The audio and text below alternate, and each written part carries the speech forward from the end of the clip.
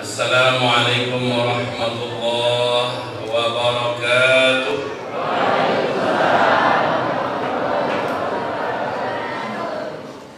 Alhamdulillah, wassalatu wassalamu ala rasulillah sallallahu alaihi wasallam wa ala alihi wa sahbihi wa mawalah wa man tabi'ahum bi ihsanin ila yaumil qiyamah. Qala Allah subhanahu wa ta'ala, ya ayyuhalladzina amanu taqullaha wa qulu qawlan sadida yuslih lakum a'malakum wa yaghfir lakum dhunubakum wa man yuti' Allaha wa rasulahu faqad faza fawzan 'azima. Allahumma arhamna bil Qur'ani wa sadaqallahul 'azim. Wa qala an-nabiy sallallahu alaihi wasallam, innamal a'malu binniyat wa innama likulli imri'in ma nawa. Faman kanat hijratuhu ila Allah wa rasulih fahijratuhu ila Allah wa rasulih, wa man kanat hijratuhu lidunya yusibuha aw imra'atin yankihuha fahijratuhu ila ma hajara ilaih. Amma ba'du, ma'asyiral muslimin wal muslimat, mu'minin wal mu'minat, insyaallah arsyadani wa iyyakumullah. Kita puji Allah dan kita bersyukur kepada Allah. Allah memberi kita hidup di dunia ini dan Allah kasih kita hadiah nikmat iman, nikmat yang paling besar. Dan sampai hari ini karena iman kita merapikan masjid Allah ini, karena iman kita merapikan masjid majlis ilmu ini.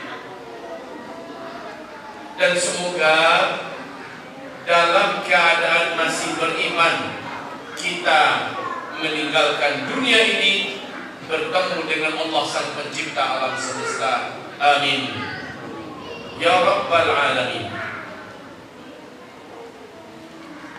Kemudian salawat dan juga salam untuk kekasih Allah dan juga kekasih kita, asyraful anbiya wal mursalin, sayyidina Muhammadin sallallahu alaihi wasallam.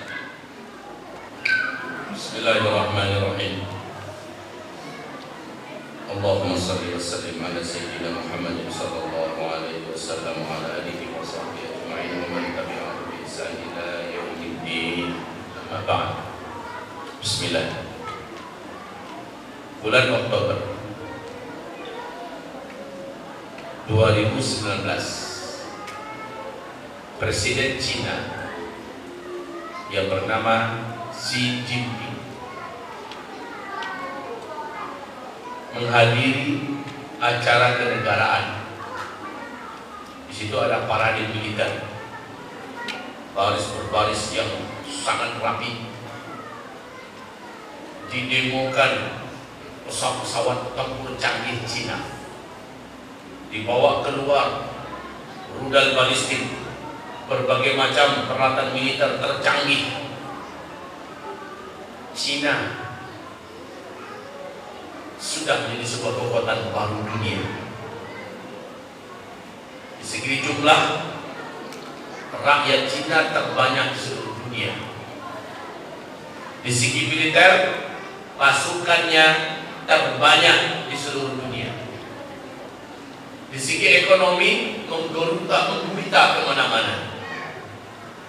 Lalu manusia anti Tuhan ini, tidak percaya dengan Allah ini, kepala PKT, Partai Komunis Tiongkok ini, dengan pongah berkata, dengan sombong berkata, dan ini live di seluruh dunia. Apa katanya? Hari ini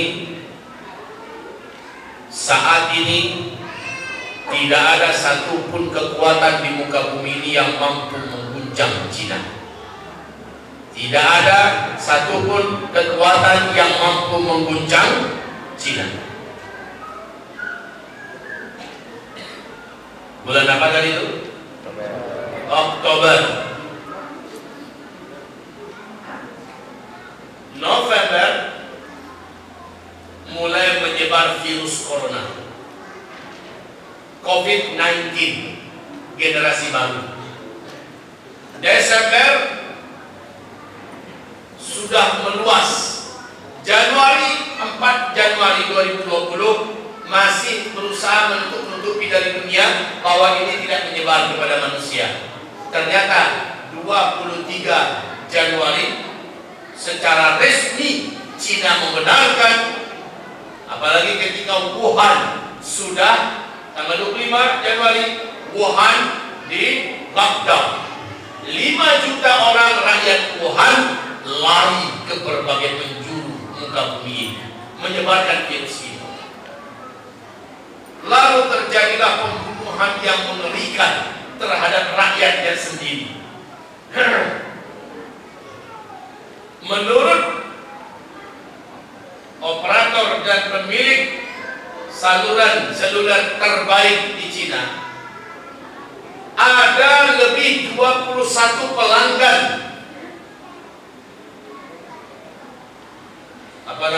pelanggan layanan telepon seluler itu menghilang karena COVID. Pertanyaannya, pada kemana mereka yang 21 juta orang itu? Tidak ada lagi yang menggunakan jasanya, hilang nomor-nomornya. Kemudian ditemukan tumpukan handphone kaum muslimin seperti masjid kita ini penuh oleh handphone. Kemana orang-orangnya? Itu baru pertama. Lockdown di mana-mana menyusul dengan cepat menyebar ke seluruh dunia. Amerika awalnya cengenges mentertawakan Cina, tapi Amerika termasuk yang terparah nomor 1 dunia mengalami COVID-19. Akhirnya seluruh negara, lebih dari 200 negara hari ini di seluruh dunia ikut terkena menjadi pandemi global. Belum selesai, gelombang kedua pun datang. Sekarang gelombang kedua di Cina. Dan di berbagai seluruh dunia mulai berjalan gelombang kedua. Indonesia dan berbagai negara lainnya mulai muak dan bosan dengan COVID-19. Pak, sampai ada berpendapat, terserah mau COVID-19, mau COVID apa saja, saya sudah tidak peduli. Saya mau cari hidup. Orang sudah tidak peduli, Pak. COVID pun dihadang. Dulu ketakutan, dulu pada keluar, tidak berani. Sekarang terserah, mati saya sudah diatur oleh Allah Subhanahu wa taala. Itu bagi orang beriman. Tapi bagi orang yang tidak beriman, bergelimpangan, tegang-tegang menjadi mayat dalam waktu yang sangat dekat. Jutaan orang yang sudah terkena di dunia ini. Untuk di Cina, untuk di Amerika saja, jangan cerita Cina dulu, cerita Amerika saja. Dalam waktu hanya 2 bulan ketika COVID masuk di Amerika, 30 juta orang langsung menjadi pengangguran permanen. 35 juta orang langsung menjadi miskin, Pak. Dan mendirikan tenda-tenda, punya rumah tenda. Inna lillahi wa inna ilaihi. Sekarang tambah parah. Penjarahan terjadi di mal-mal, di supermarket mereka karena kelaparan sudah mulai merata. 12 negara penghasil biji-bijian terbanyak dan terbaik di dunia hari ini tidak berani mengekspor biji-bijian ke luar negeri karena diyakini akibat COVID ini banyak sekali terjadi kelangkaan pakan. Orang akan susah mendapatkan makanan. Cina berusaha bangkit dengan cepat. Cina mengatakan kami sudah mampu mengatasi. Belum lagi, Pak. Belum. Apanya yang belum? Proyek-proyek mereka diusahakan hidup lagi, industri-industri mereka diusahakan untuk berjalan lagi. Negara-negara dunia tidak mau pesan barang apa-apa kepada Cina. Sakit hati negara-negara karena Cina telah membiarkan COVID-19 menyebar ke seluruh dunia. Dengan sengaja ini sudah menjadi polemik global. Akhirnya banyak negara yang menuntut. India menuntut ganti rugi. Tak tanggung-tanggung Pak, ribuan triliun minta. Paris, Prancis minta ganti rugi, Inggris minta ganti rugi, Amerika, Masya Allah para caranya minta ganti rugi atas nama negara Amerika dirugikan, minta ganti rugi pada Cina. Sekarang sudah banyak puluhan negara ikut mendesak Cina ganti rugi. Gara-gara itu kami mengalami resesi. Singapura Pak resmi resesi, Malaysia resesi, Jepang resesi, negara-negara kuat mengalami resesi gara-gara COVID-19. Apalagi Cina. Oh, belum selesai masalah COVID, datang lagi virus baru, Black Death. Bapak, Ibu yang kami muliakan, belum muncul beberapa virus baru, virus flu babi generasi baru, gabungan 3 flu babi sebelumnya, 3 virus jenis baru. Bapak Ibu yang kami muliakan, tahu tidak Bapak Ibu apa yang terjadi berikutnya dengan Cina hari ini? Yang kemarin mengatakan tidak ada satu kekuatan yang bisa mengguncang Cina. Cina sudah memasuki bulan kedua hujan tanpa henti, banjir besar, 26 provinsi tenggelam, tingginya sampai malah ada yang 4 meter. Patung Buddha yang ribuan tahun mereka bangun Pak, itu jaraknya dari sungai standar 6 meter. Sekarang air sudah nyampe ke kaki Buddha, patung Buddha itu. Mereka punya semacam tower. Tower itu adalah semacam istar raksasa. Kepala tower itu sekarang sudah tenggelam Pak, tinggal pucuknya aja lagi, ini sudah tenggelam oleh air. Cina sudah macam kiamat sekarang. Republik Rakyat Tiongkok sudah habis-habisan. Tidak terkira angka kerugian yang ditanggung oleh Republik Rakyat Tiongkok. Yang kemarin Presiden yang mengatakan tidak ada satupun kekuatan yang mampu mengguncang Cina. Ditambah dengan gempa-gempa terjadi di Cina, ditambah dengan gunung meletus, badai topan yang mengerikan, ditambah dengan hujan salju sebesar-besar bola pingpong. Ya Allah, mengerikan. Macam apalah negeri itu sekarang Pak, diobrak-abrik oleh alam. Ketika dia berkata tidak ada satupun yang bisa mengguncang Cina, maka Allah datangkan alam yang bergerak. Ternyata Cina sedang tidak sendiri mengalami bencana berat. Sebelahnya negara yang hampir perang dengan Cina sekarang negara apa Pak? India. India juga Jaipur sudah tenggelam, ngeri Pak. Tinggal lumpurnya aja sampai menutupi, tinggal atap mobil aja lagi. Nah, di bawah atap ini lumpur. Lumpur aja udah bisa berlari di atas lumpur itu. Bapak bayangkan berapa tingginya kadar banjir. Lumpurnya saja sudah menutupi mobil-mobil bemo, mobil minibus. Itu tinggal atapnya aja lagi. Sisa bawahnya udah ditimbun oleh lumpur yang dibawa oleh banjir, dan lumpur itu udah padat. Dan sekarang banjir gelombang kedua, banjir gelombang ketiga. Di Cina berlanjut banjir gelombang kelima. Dua negara yang sama-sama jahat kepada Islam. Betul tidak? RRT anti agama, sangat benci dengan Islam, membantai kaum muslimin di Uighur, Xinjiang, Cina sana. Sementara India bulan Februari mengeluarkan undang-undang baru yang disahkan oleh Narendra Modi. Apa kata sang Perdana Menteri dengan penuh sombong? Tidak ada hak orang Islam tinggal di negara ini. Keluar. Hampir 200 juta orang Islam di India diusir. April eksekusinya katanya. Kalau tidak keluar, kami akan punya cara sendiri untuk menghabisi orang Islam di India. Alhamdulillah kemarin COVID-19 menyapa India, dan sekarang India termasuk negara yang terus lockdown, hancur ekonomi mereka. Ditambah itu banjir dahsyat melanda India. Amerika lumpuh ekonominya, lumpuh sedih-sedih ekonominya. Negara besar sekelas Inggris, Jerman, Perancis, negara-negara yang keren, Rusia sebagai militer terbaik nomor 1 di dunia.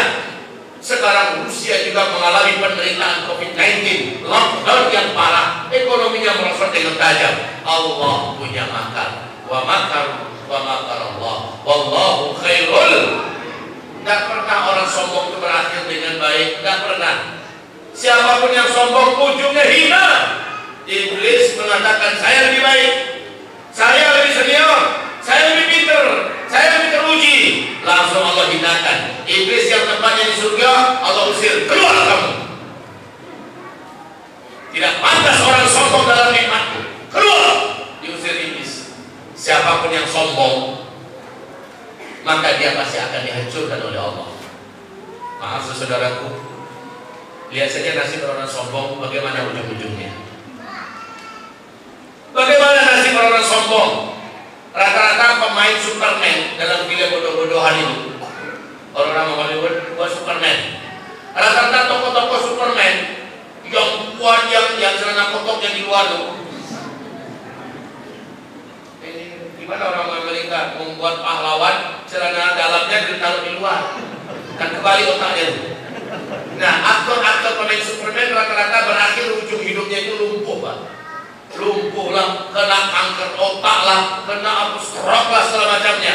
Allah hancurkan mereka karena ketika mereka masih merasa berjaya, dia sombong sekali. Kaum muslimin yang kami muliakan, kita kembali. Apa yang mau kita sombongkan di depan Allah Subhanahu wa Ta'ala? Oke, kita bercerita tentang tantangan 1442 Hijriah. Tantangan apa yang kita hadapi? Dampak global. Sekarang Cina masih punya militer. Ketika ekonominya hancur lebur dan diancam oleh desakan dari berbagai negara dunia agar Cina mengganti rugi akibat pandemi global yang ditimbulkannya, Cina panik, kalah. Satu-satunya andalan Cina hari ini, karena pertaniannya sudah gagal, 2 kali pertanian Cina gagal, sehingga Xi Jinping dengan resmi mengumumkan setiap gubernur yang gagal mengembalikan pertanian dipecat. Dipaksa seluruh gubernur seluruh provinsi-provinsi seluruh daratan rakyat Republik Rakyat Tiongkok itu wajib mengembalikan perekonomian, khususnya di bidang biji-bijian, tanaman pokok, beras, gandum dan sebagainya. Kalau gagal, gubernurnya dipecat. Gubernur Xi Jinping juga mengumumkan wajib setiap rakyat punya stok makanan 6 sampai 1 tahun dalam rumahnya. Orang gimana mau nyetok makanan? Rumahnya udah hilang, persawahannya habis, perkebunnya amblas, ditambah serangan miliaran belalang yang menghabisi pertanian mereka. Oi, kalau Bapak Ibu melihat, saya benar-benar memanfaatkan betul janjian ini, Pak. Dalam mengikuti berita, tanyakan kepada tim saya yang mengikuti saya perjalanan saya. Hampir 24 jam. Ya, selama saya masih bangun dan siaga, saya mengikuti terus perkembangan berita. Saya ikuti terus perkembangan berita-berita dunia dari berbagai sumber yang benar. Wahai Bapak Ibu yang kami muliakan, kami dengar dunia seperti diambang kiamat sekarang, menuju kepada kehancuran ekonomi global. Kelaparan akan menjadi ancaman nyata bagi kita semua. Dan yang paling panik adalah negara-negara yang mengandalkan kepada produksi, ya, yang mengandalkan kepada industri, yang mengandalkan kepada pabrik-pabrik, yang mengandalkan kepada otomotif, yang mengandalkan kepada teknologi, yang mengandalkan ekonominya kepada perdagangan, seperti Singapura. Lihat Singapura, Pak, sudah duluan kolaps.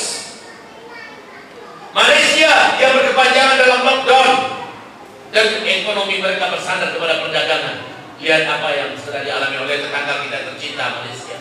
Semoga Allah angkat musibah ini dari mereka dan dari kita semua. Lihat negara-negara seluruh dunia hari ini sedang merintih. Wahai Bapak Ibu, tantangan kita 1442 Hijriah ini, 1, kelaparan global. Ini data pertama. Sehingga para pengamat dan ahli, bahkan Pak Jokowi menunjuk Prabowo untuk bertanggung jawab tentang masalah, diminta sebagai penanggung jawab pimpinan kepala tentang masalah penanggulangan masalah pakan ke depan. Bagaimana? Ya, tidak bisa masuk, Pak, sudah penuh. Masya Allah. Tolong dibantu merapat saja Pak ke depan agar saudara kita punya tempat duduk. Silakan ke depan terus merapat. Benar kata Pak urus kita tadi. Ini kayaknya nggak kuat.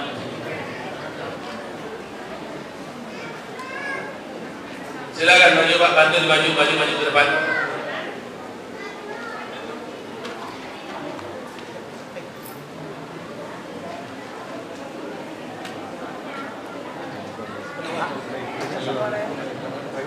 Ya.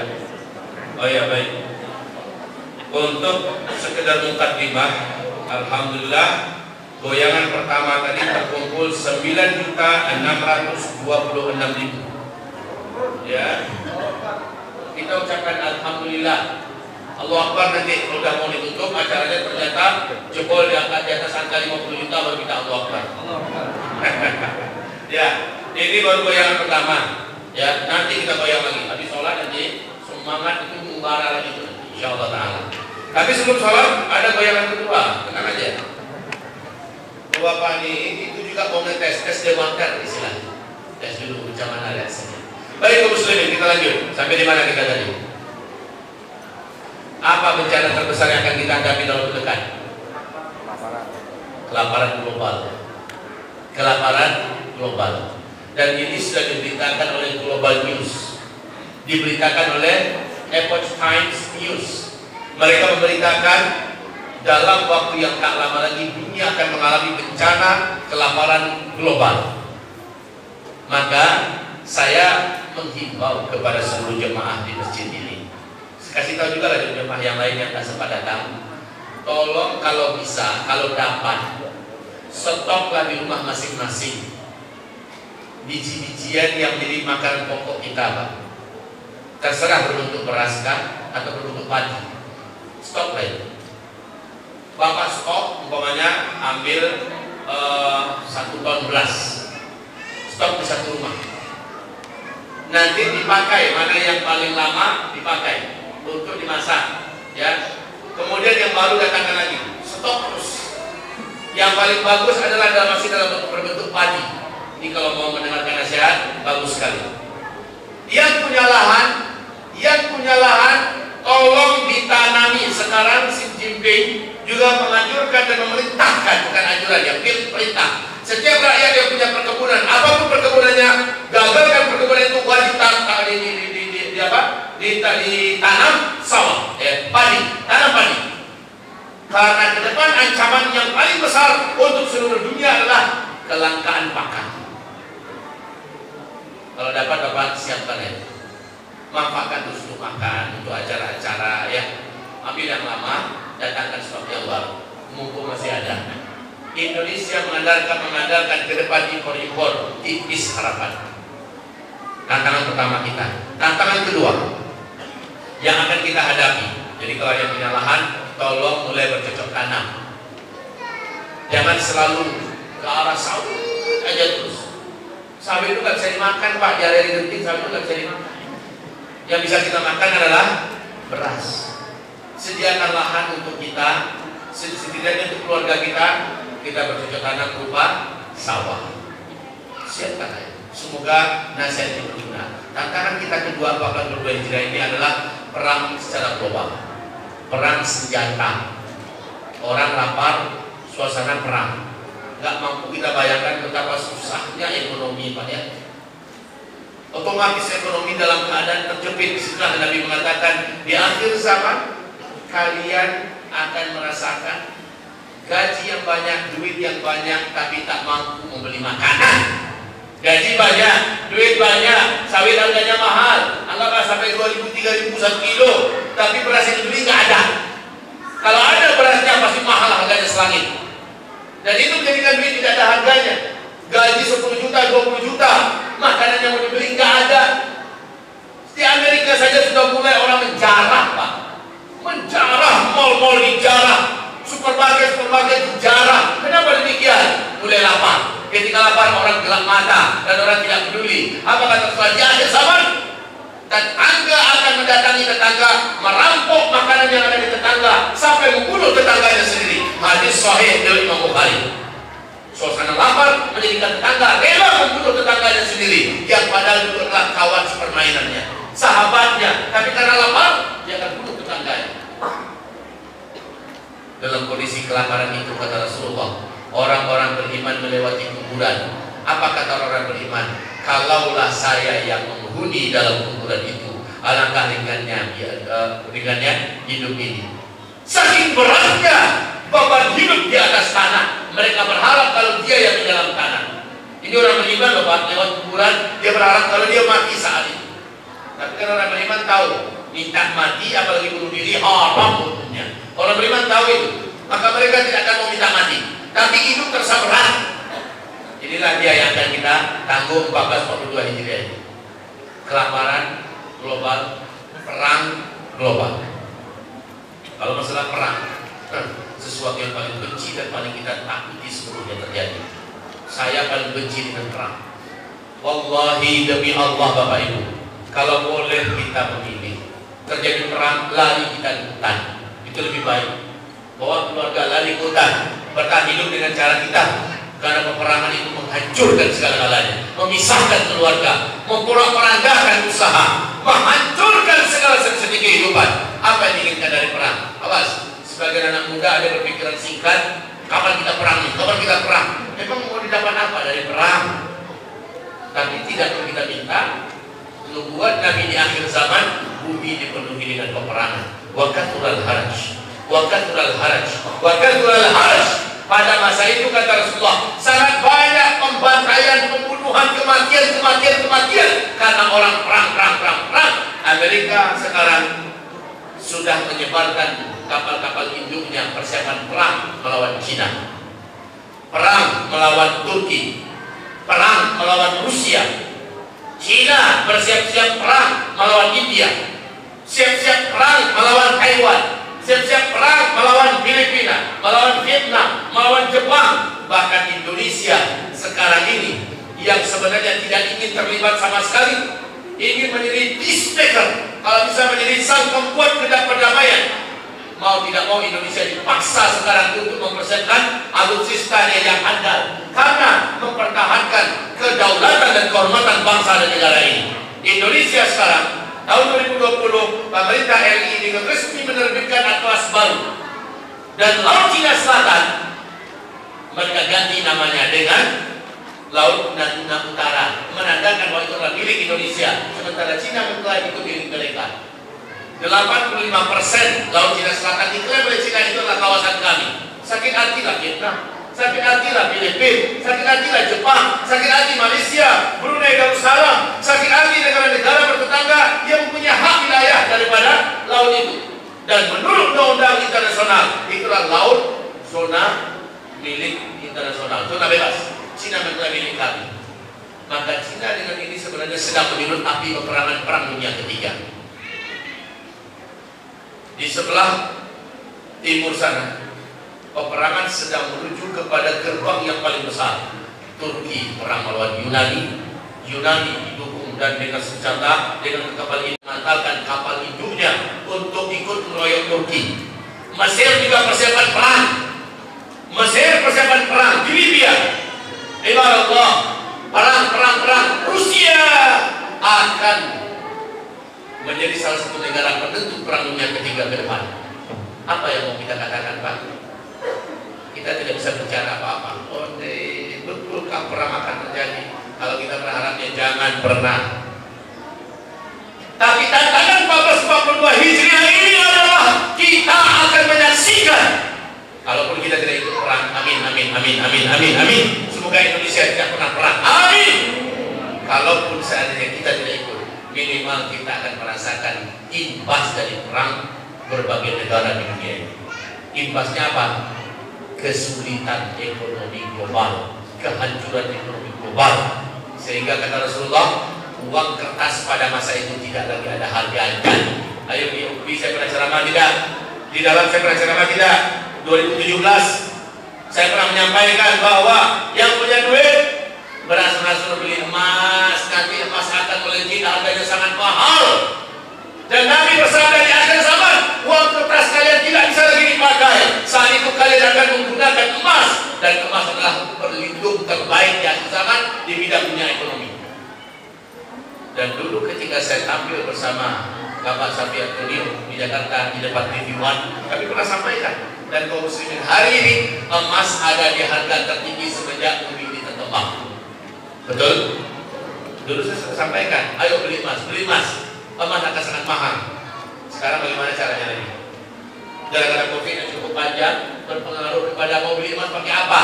Dulu saya katakan, ada duit sedikit simpan, jangan simpan berbentuk duit. Belikan emas 1 kilo, 2 kilo, simpan dulu. Kenapa Bapak ketawa? Kita ini bangsa yang kuat. Kita ini orang-orang yang Masya Allah kaya. Kalau Bapak tidak percaya diri, 1 kilo, 2 kilo, saya turunkan. Ada duit, belikanlah emas 1 gram, 2 gram. Simpan.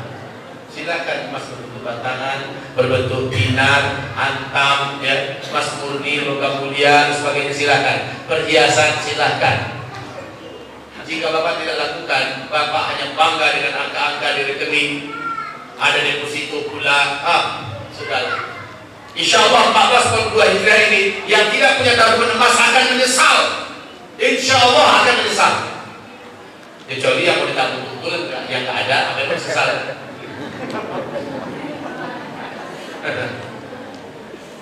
Dan bila berani Bapak Ibu saya tantang, yang punya harta sekarang titipkan pada Allah setengah, yang setengah lagi persiapkan untuk menghadapi hari sulit.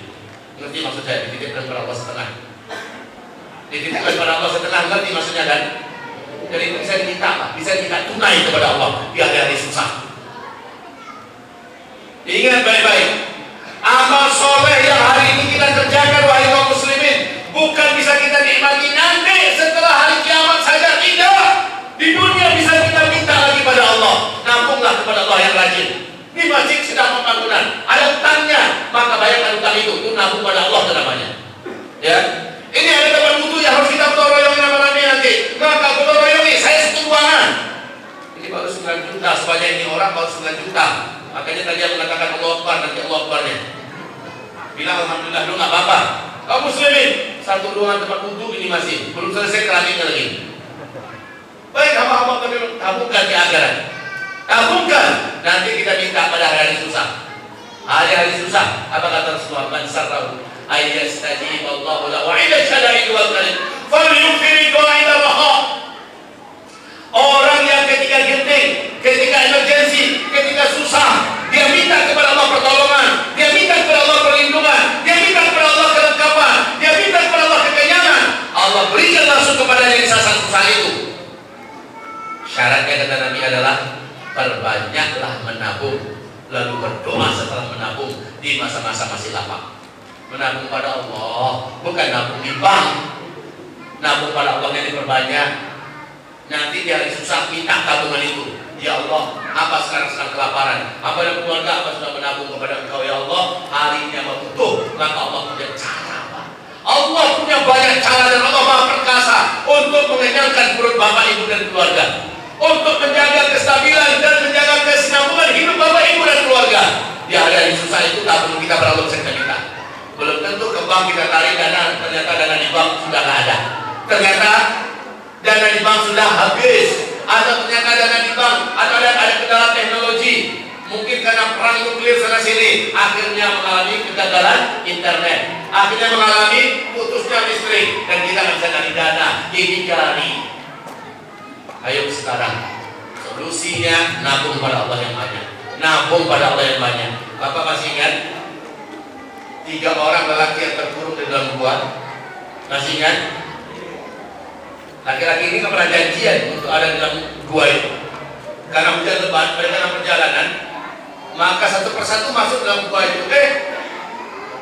Batu yang sangat besar menggelinding dari atas langsung menutup di mulut gua yang kecil itu, yang bisa hanya masuk satu orang. Menutup, batunya besar, 30-50 orang pun mendorong batu itu akan mampu bergerak batunya, besar sekali. Bagaimana Pak? Tabungan amal mereka sebutkan kepada Allah, dan dengan itulah Allah tolong mereka. Yang satu berdoa, ya Allah, hamba dulu punya orang tua, hamba berbakti pada orang tua hamba sepenuh hati ya Allah. Kemana-mana orang tua hamba gendong terus ya Allah. Ya Allah, sampai mati orang tua hamba berikan pelayanan terbaik. Bila Kau ridha ya Allah dengan seluruh yang hamba lakukan pada orang tua hamba, jadikanlah ya Rabb pintu batu yang menutupi gua kami ini terbuka.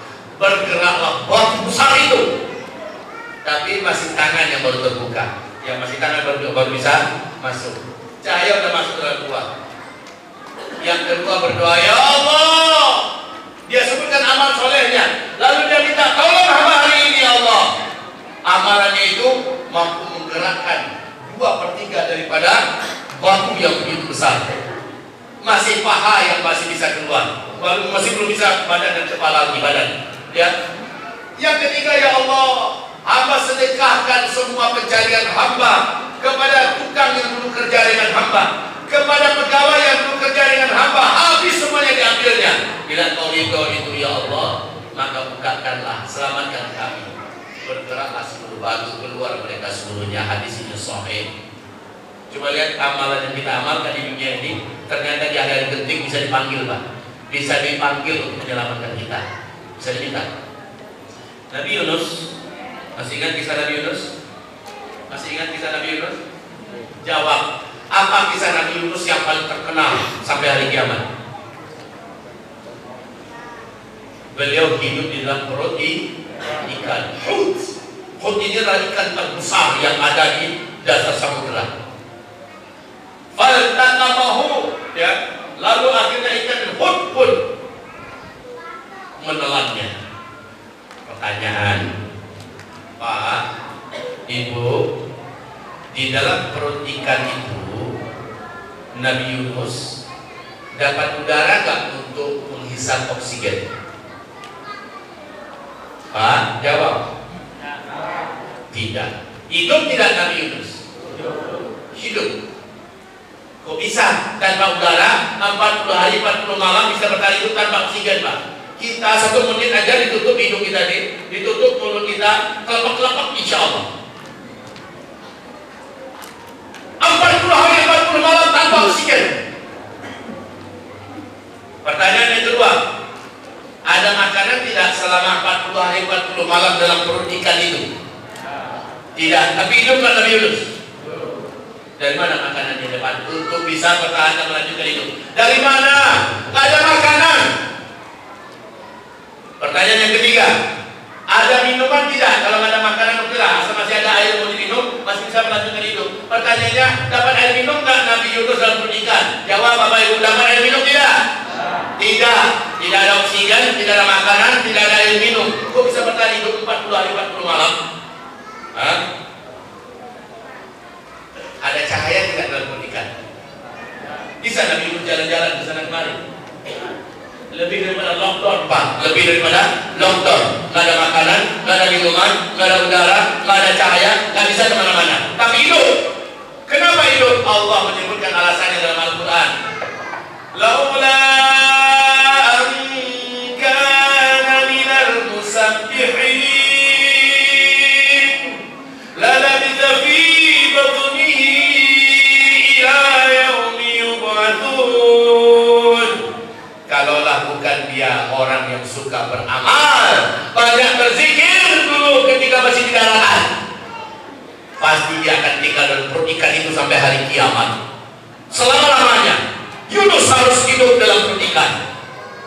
Tapi amalannya ini yang menjadikan dia diselamatkan oleh Allah dan dia masih hidup. Jadi maaf Bapak Ibu, kesimpulan pengajian kita malam ini adalah jangan Bapak Ibu berpikir amal soleh kita hari ini yang kita kerjakan, kita buat, kita amalkan hanya bisa berguna ketika kita sudah mati. Tidak.